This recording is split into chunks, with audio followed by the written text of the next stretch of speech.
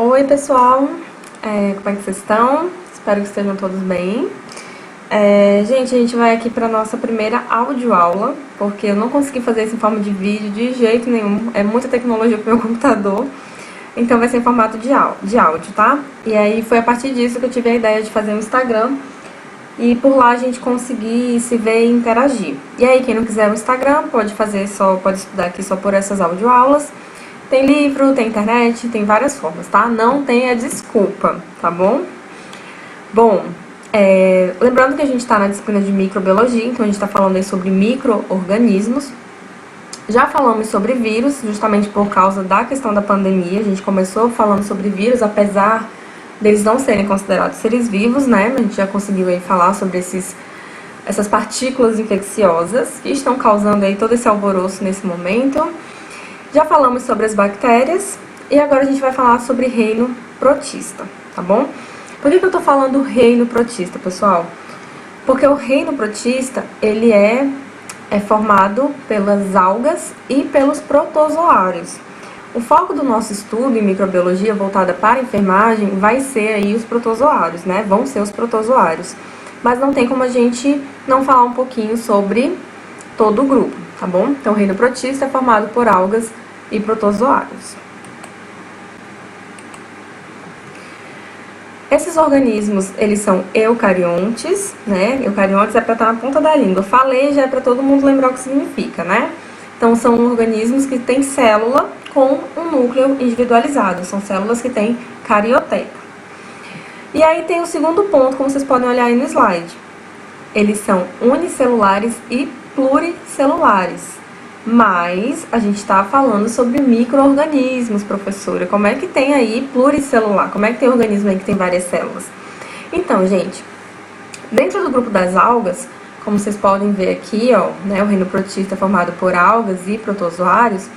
Dentro do grupo das algas, nós temos as algas que são formadas por uma única célula, são unicelulares, e nós temos algas que são pluricelulares, formadas por várias células, como vocês podem ver aqui nessa imagem, ó. Algas que a gente consegue enxergar a olho nu, tá? Consequentemente, microscópicos e macroscópicos, alguns a gente consegue enxergar a olho nu. E aí, lembrando que o nosso foco vai ser aí os protozoários, tá bom? E dentro desse grupo também nós temos organismos autotróficos e heterotróficos. Autotróficos produzem seu próprio alimento, no caso as algas, ok? Realizam fotossíntese. E no caso dos protozoários, todos eles são heterotróficos. Então é tomar muito cuidado, gente, quando for questão de prova e eu perguntar para vocês reino protista ou se eu estiver falando apenas de protozoário, tá bom? Então fiquem atentos aí, tem uma diferença. Então os protozoários, todos eles são heterotróficos, todos eles são microscópicos. Essas diferenças que a gente está falando agora vão acontecer só para o grupo das algas.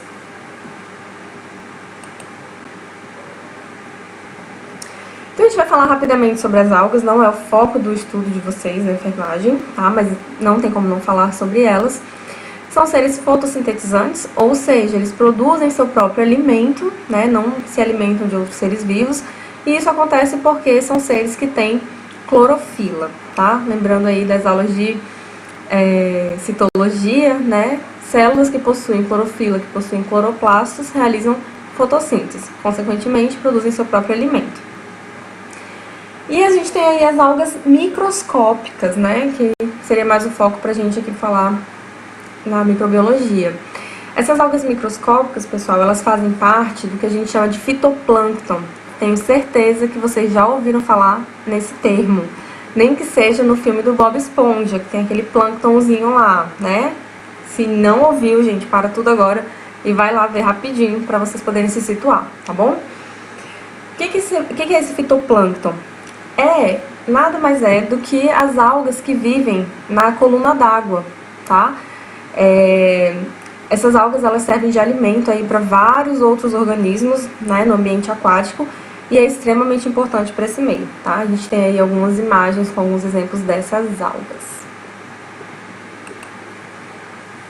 E a gente tem aí as algas macroscópicas, que a gente consegue observar a olho nu Quem nunca viu ao vivo deve ter visto em TV com certeza, tá? Então é muito comum a gente observar essas algas, inclusive aquela alga que a gente come no sushi é uma alga macroscópica, tá? Não vou lembrar qual é a espécie dela aqui de cabeça. Qual é aquele azul? Eles usam a nori, né? Não vou lembrar o nome científico, tá? Mas são algas que a gente consegue observar a olho nu. Se a gente tivesse em sala de aula, daria pra gente discutir um pouquinho mais sobre isso, mas agora eu não quero confundir vocês, tá bom? Então, as algas têm as microscópicas e as macroscópicas, que são utilizadas aí de diversas formas pela gente na indústria. Mas o foco de vocês, na enfermagem, a gente vai estudar mais sobre os protozoários. Por quê? Porque alguns protozoários, eles causam doença, eles são um grande problema de saúde pública pra gente. Algumas são de vida livre, não causam mal nem bem, que nem as bactérias quando a gente conversou sobre elas. Lembra que a gente falou? Algumas são benéficas, outras a gente usa na indústria, e outras fazem mal, outras causam doença. Então é importante a gente saber diferenciar esses micro-organismos, tá bom? Eu espero que eu não esteja falando muito rápido. Bom, pessoal, então a gente entra aqui nos protozoários, tá? Quem são esses seres? Onde a gente encontra esses indivíduos?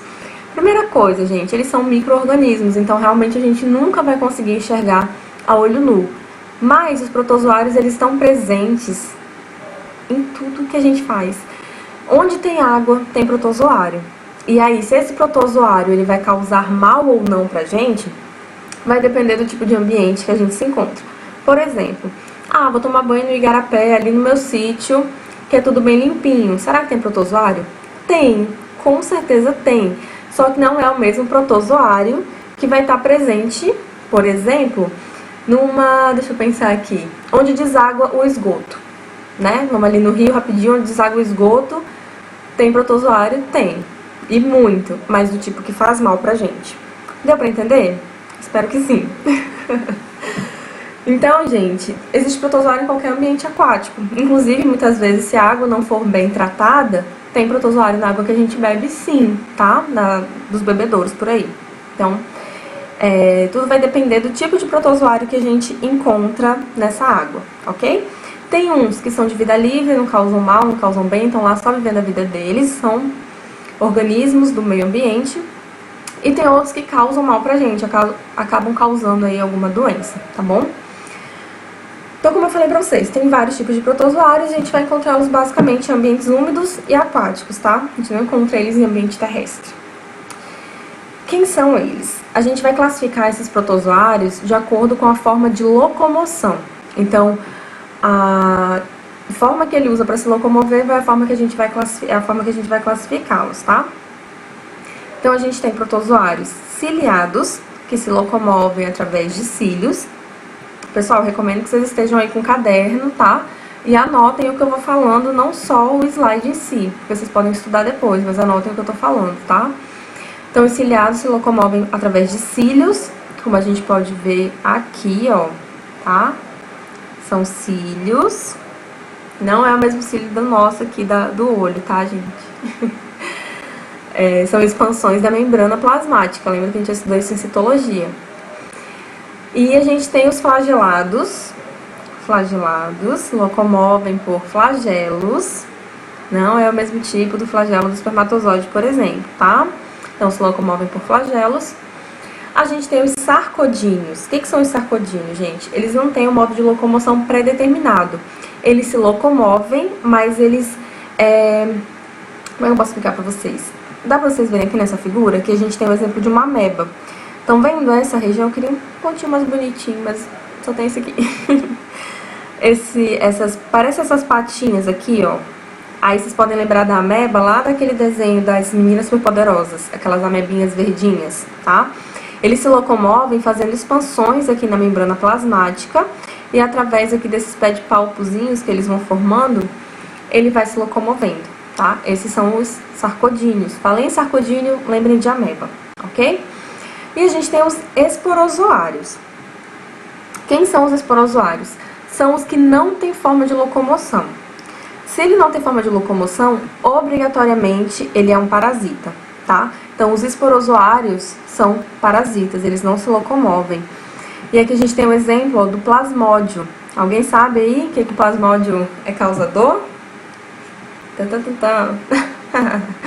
O plasmódio é o agente causador da malária, tá? Então aqui a gente tem, ó, um causador de doença. Então os esporozoários são causadores de doença, geralmente, tá? Não que os outros não possam ser, tá? Por exemplo, aqui a gente tem organismo flagelado, aqui é uma giardia, tá? Giardia lamblia, que causa giardíase. Ela se locomove através de flagelo e ela, com certeza, também é parasita, tá? Então, obrigatoriamente, os esporozoários são parasitas, mas outros indivíduos que se locomovem por cílio, flagelo ou pseudópodes também são, podem ser parasitas, tá? Para quem ficou na dúvida aqui, deixa eu ver se eu consigo escrever pseudópodes. Aqui. Pseudópodes, tá? Pseudópodes é a forma de locomoção dos sarcodíneos, tá? Essas expansões aqui que ele realiza na membrana plasmática são chamados de pseudópodes, ok? Anotem aí. A gente vai falar rapidinho sobre cada um deles, ok? Até porque já tá ficando um pouquinho longa a aula. Meu Deus, eu não consigo parar de falar.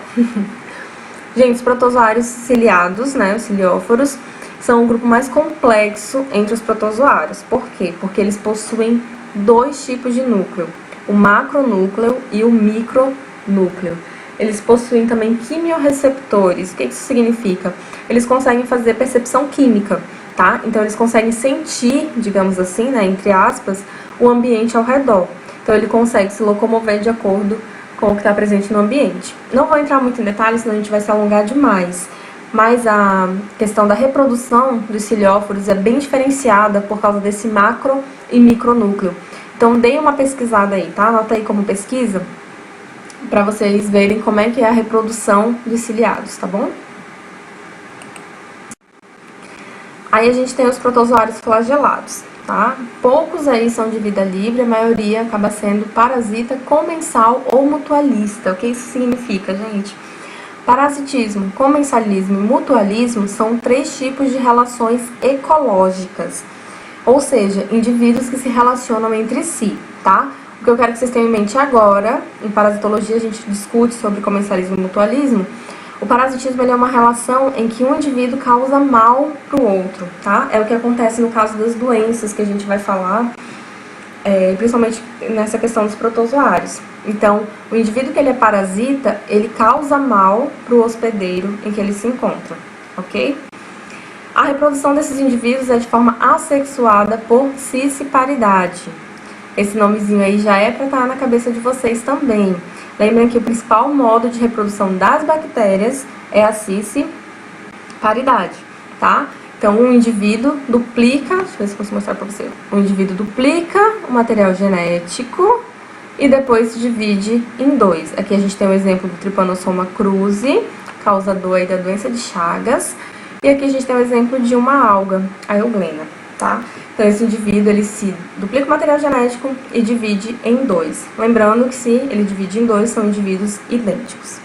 E aí, lembrando que isso diminui a variabilidade genética, isso daria uma grande discussão em sala de aula, mas que agora não dá, porque eu já tô com muito tempo de aula para ser vídeo.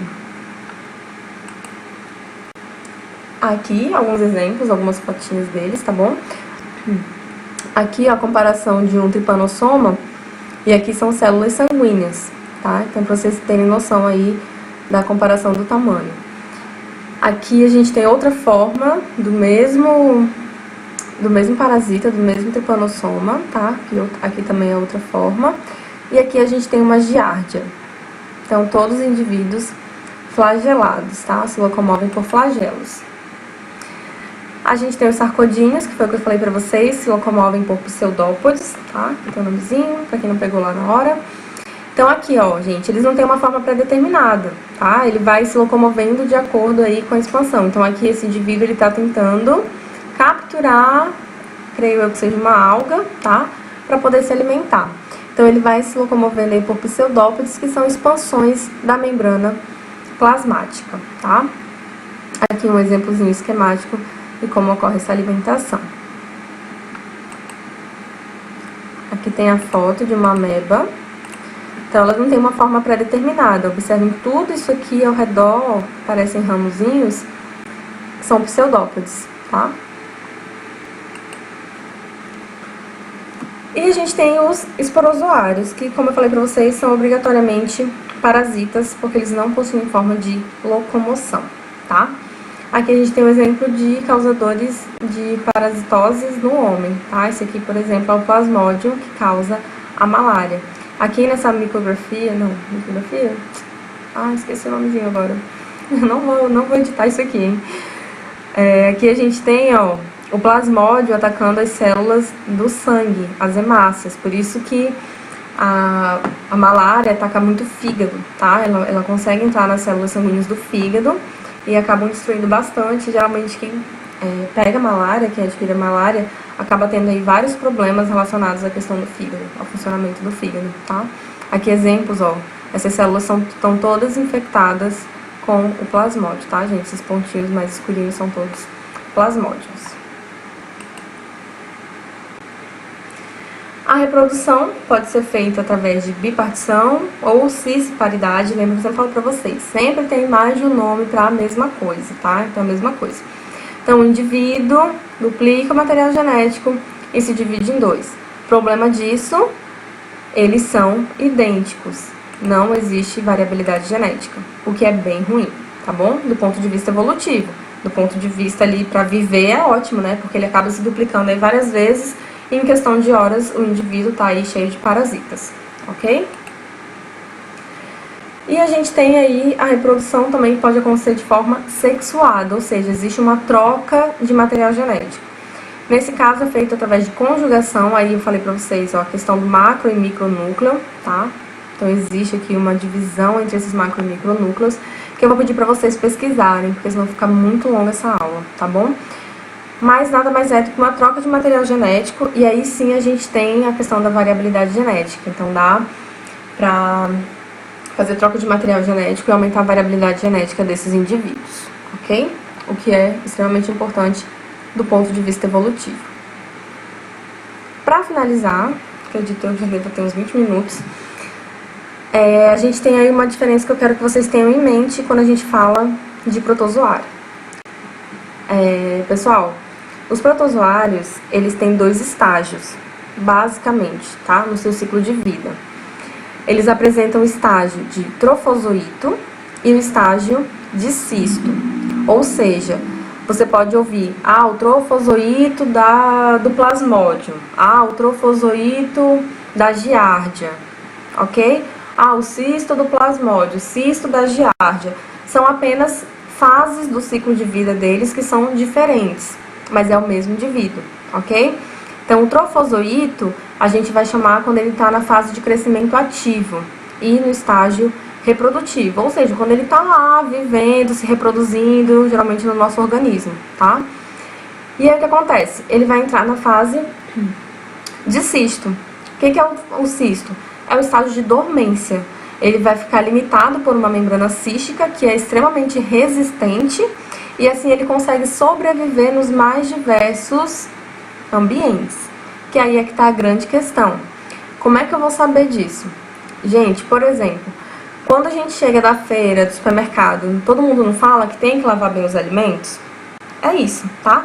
A gente não consegue enxergar. Mas, por exemplo, no alface pode ter muitos cistos de qualquer protozoário, tá? Vamos falar aí da giardia, que é o caso que tá aí na imagem, tá? Aqui a gente tem o trofozoito da giardia, imagem esquemática e imagem de microscópio.